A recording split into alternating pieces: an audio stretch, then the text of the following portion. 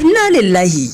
A game da mutuwar wato Janar Ibrahim Attahir shugaban sojojin Najeriya, wasu sirrika sun bayyana akan dalilin mutuwar tasa, wadda ake zargin akwai makarkashiya a cikin mutuwar ta. Janar Ibrahim Attahirin kashe shi aka yi. Mai saurare gyara zama domin jin cikakken rahoton da muke dauke da shi a halin yanzu, inda za mu zayyana maka rubutun da idanka ka ga yanda wannan abu yake faruwa, domin kuwa akwai kutungwila akan wannan mutuwa ta Ibrahim Attahiru, domin akwai wasu sirrika da ya tattara na hukumar soja akan wasu manyan maciya amanar ƙasa a Najeriya, wanda ake zargin wannan abu yana ɗaya daga cikin musabbabin mutuwar tasa kamar yadda ake zargi. Kafin mu ci gaba da wannan rahoto namu, da Allah ku dangwala mana alamar subscribing, sannan ku danna kararrawa, domin haka ne zai ringa baku damar samun labaranmu da bidiyoyinmu a koyaushe da zarar mun dora za mu sanar da ku. Ga cikakken rahoton. Dama dai Allah subhanahu wa ta'ala ya faɗa, Allahu akbar, kulli nafsin za'iqatul mauti, dukan wani mai rai matacce ne. Amma kuma a game da wannan mutuwa ta Ibrahim Attahiru, wato shugaban sojojin ƙasa na Najeriya, akwai wasu abubuwa wato ko kuma ce lauje cikin naɗi, waɗanda ake ganin cewa wannan mutuwa tasa akwai lauje cikin naɗi a kankin kanta na wannan hatsarin jirgi da aka ce yayi. Babu shakka wani rahoto muke ɗauke da shi, inda wannan cikakken mai sharhi akan al'amuran yau da kullum ya zakulo wasu hujjoji, inda yake zargi akan wannan mutuwa ta shugaban sojojin ƙasan, wato Datti Asalafi. Kamar yadda kuke gani haka, Datti Asalafi ya ce haka lamarin yake tafiya a Najeriya. Shugaba Buhari bai shekara biyu ba da zamansa shugaban ƙasa a mulkin farar hula ba, aka saka masa guba ta hanyar iska domin kashe shi, wanda hakan ya tilasta masa tafiyarsa Ingila, wato tafiyarsa ƙasar Ingila. Ba su yi tsammanin zai dawo ba, saboda gubar da suka shayar da shi mai ƙarfi ne. Har sun fara shirye-shiryen yadda za su gudanar da ƙasar, Allah ya kunyata su. Me yasa suka nemi rayuwar shugaban Buhari? Saboda ya zo da niyyar yayi gaskiya da adalci, sannan ya gyara mummunan barnar da aka yi a Najeriya. Maciya amanan Najeriya sun yi ƙarfi, sun kafu sosai. Taɓa su hatsari ne, ba kowa zai wanye lafiya ba. Haka al'amarin yake ci gaba da gudana a Najeriya tun daga kan zamanin su Sardaunan Sokoto da aka yi wa kisan gilla.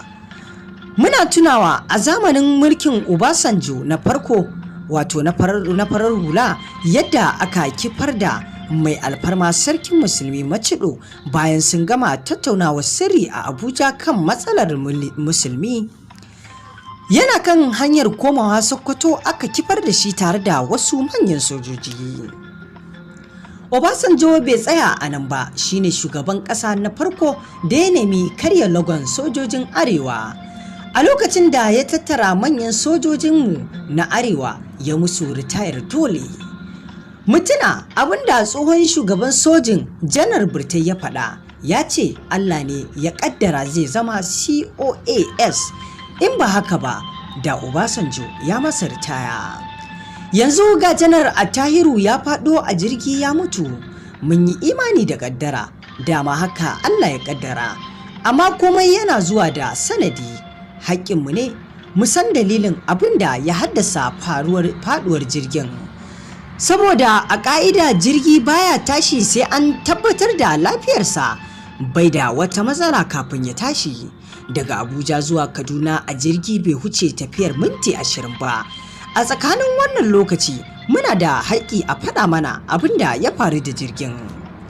Daga cikin babban sauyin da Janar Attahiru ya tashi kawowa a fagen yaƙi da Boko Haram, duk wani kwamandan yaƙi da yake jan ragamar yaƙi da Boko Haram a Borno, wanda ya gagara ciruwa saboda yana da uwa a gindin murhu, Janar Attahiru sai da ya canza shi. Saboda ya kawo gyara, maciya amana tsaro ba su so haka ba. Haka ya girgiza manyan janar-janar na soji, ya musu canjin aiki ba don sun so ba. Yanzu haka kafin mutuwarsa, duk wasu manyan hafsoshin soji da ake zargin sun ci amanar tsaro na ƙasa ya tattara sunayensu akan cewa sati mai zuwa zai gabatar da su a kotun soji wato court martial domin su fuskanci hukunci wanda ba shakka da yawansu za a kore su daga aiki ne. Sai gashi wannan abu ya faru, ba za su kyale shi ba. Abin zai kara baku mamaki. Kabilar Inyamurai a kafofin sada zumunta sai murna suke da mutuwar janar Ibrahim Attahiru. Suna ta murna saboda watakila akwai abin da ya toshe musu. Muna fata gwamnatin mai girma shugaban ƙasa Muhammadu Buhari za ta gudanar da bincike na gaskiya da adalci akan mutuwar janar Attahiru. Muna roƙon Allah ya gafarta masa, ya sa aljanna ta zamto makoma a gare shi da sauran 'yan uwa musulmi da suka kwanta dama. Allah ya kyautata namu ƙarshen.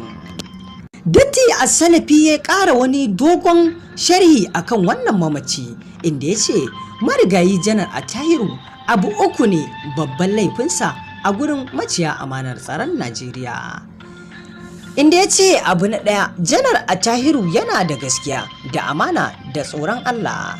Yana kula da ibada sosai a matsayinsa na musulmi, yana son ya ga bayan Boko Haram, kuma bai da tsoro, jarumi ne na gaske. Masu son a yi gaskiya da amana a wannan zamanin sun fi kowa shan wahala da fuskantar barazana na kisa. Abu na biyu kuma ya ce ya tona asirin maciya amanar tsaron Najeriya waɗanda suka ci kuɗin makamai a wannan gwamnatin. Abin da ake ta ƙoƙari a rufa, shi kuma ya ƙi ba da haɗin kai. Hatta mai bawa shugaban ƙasa shawara akan tsaro ya jaddada abin da janar Attahiru ya faɗa na cinye kuɗin makamai da aka yi a wannan gwamnatin. Amma idan za ku tuna, hankalin maciya amanar tsaron ya tashi sai da suka sa shi kanshi mai bawa shugaban ƙasa shawara akan tsaro ya fito ya janye daga goyon bayan janar Attahiru akan batun bacewar kudin makamai. Kuna tsammanin za su bar janar Attahiru da yake son ya kwance masu zani a kasuwa ya wanye lafiya? Batu na uku kuma, batun mutuwar Shekau. Daga jiya zuwa yau duk intelligence da spy da suke fitowa daga jejin Sambisa abinda suke faɗa mana kenan, Shekau ya mutu, amma babu tabbas. Na sha faɗin cewa Shekau ɗan ta'adda ne da ba a son mutuwarsa, saboda maciya amanar tsaron Najeriya na cin riba da rayuwarsa. In ba haka ba, da tuni Shekau ya zama tarihi. Idan ya tabbata Shekau ya mutu, dole maciya amanar tsaron Najeriya su zargi janar Ibrahim Attahiru, sannan za su iya zama sanadin rasa rayuwarsa a hatsarin jirgin da ya faru da shi yau ya mutu. Wallahi ba a son Boko Haram ya ƙare, saboda an mayar da ta'addancin babbar haja ne na neman kuɗi.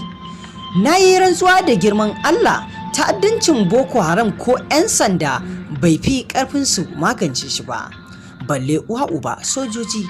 Amma ya gagari duk jami'an tsaron Najeriya saboda babu gaskiya.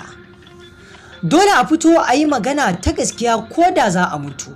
Bai kamata a ci gaba da tafiya haka ba a Najeriya, ta yadda sai dai a kyale maciya amanar tsaron ƙasa su yi yadda suka ga dama. Kowa zai mutu, duk wanda yake raye yanzu babu wanda zai ƙara shekara 200 nan gaba a duniya face muna ƙarƙashin ƙasa. Mai shirya makirci don a kashe wani kar ya fasa, idan ya isa ya tabbata a duniya kar ya mutu. Duk ranar kwanan duniya babu na lahira, haka duk ranar kwanan lahira babu na duniya. Sai an mutu dole, sai an mutu don dole. Allah ka karbi shahadar janar Attahiru. Allah ka la'anci maciya amanar tsaron Najeriya, ka tona musu asiri, ka watsa al'amarinsu ya Allah. Datti As-Salafi ya ƙara wani dogon rubutu inda ya ce gadanga ƙusar yaƙi an kwanta dama, wato yana kurara wato janar Ibrahim Attahiru. Ina daga cikin 'yan uwa musulmi da muka yanke alaƙa da Facebook na tsawon awanni 24 don hukunta Facebook akan goyon baya da take baiwa Isra'ila. Amma mutuwar shugaban sojojin ƙasa Laftanar Janar Ibrahim Attahiru ita ce ta sa na dawo. Janar Ibrahim Attahiru ya yi hatsari a jirgi a Kaduna, ya mutu tare da wasu manyan hafsoshin sojin Najeriya kuma 'yan arewa musulmi. Hakika arewa mun yi babban rashi.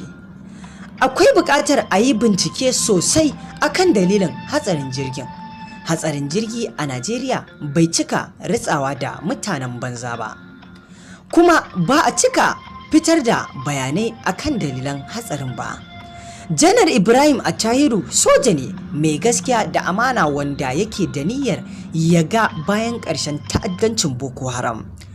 Kafin ya samu wannan mukamin, ya taɓa riƙe runduna da take jan ragamar yaƙi da Boko Haram a Maiduguri. A lokacin yaƙi ya ƙi ba da haɗin kai a yi rashin gaskiya. Wannan dalilin ya sa suka cire shi da wuri. Mun san mai ƙananun soji da suke fagen daga suke faɗi na alheri akan wannan bawan Allah. Tabbas ya kamata a gudanar da bincike kuma a sanar da duniya sakamakon binciken na abin da ya haddasa hatsarin jirgin. Muna roƙon Allah maɗaukakin sarki ya gabatar masa, ya saka masa da aljanna, amin ya hayyu ya qayyum. Datti Asalafi ya ƙara wani sharhi inda ya ce shugaba Buhari ya kaɗu matuƙa da samun labarin mutuwar shugaban sojojin. Yanzu cikin daren nan mai girma shugaban ƙasa Muhammadu Buhari mai gaskiya ya karɓi rahoto daga shugabannin tsaro na ƙasa kan hatsarin jirgi da ya laƙume rayuwar shugaban sojin ƙasa Janar Attahiru Ibrahim da wasu manyan hafsoshin soji wanda kusan gaba ɗaya 'yan arewa ne. Shugaba Buhari ya kaɗu da labarin mutuwar shugaban sojojin Laftanar Janar Ibrahim Attahiru da sauran waɗanda hatsarin ya ritsa da su. Ya ba da umarni a gudanar da bincike kan abin da ya haddasa faɗuwar jirgin. Muna roƙon Allah ya karɓi shahadar Janar Ibrahim Attahiru. Wannan a taƙaice shine dai abin da Datti Asalafi ya gudanar akan wannan mutuwa ta wato Janar Ibrahim Attahiru shugaban sojoji, inda shi Datti Asalafin ya kawo hujjojin da dole a yi zargin wani abu akwai lauje cikin naɗi akan mutuwar wato Ibrahim Attahirin, domin kuwa babu shakka wannan mutuwa tasa abar duba ce. To mai saurare, shin me sharhin ra'ayinka a dangane da wannan dogon rahoto da muka kawo maka? Ku dangula mana alamar subscribing sannan ku danna ƙararrawa domin haka ne zai ringa baku damar samun labaranmu da bidiyoyinmu da zarar mun ɗora za mu sanar da ku.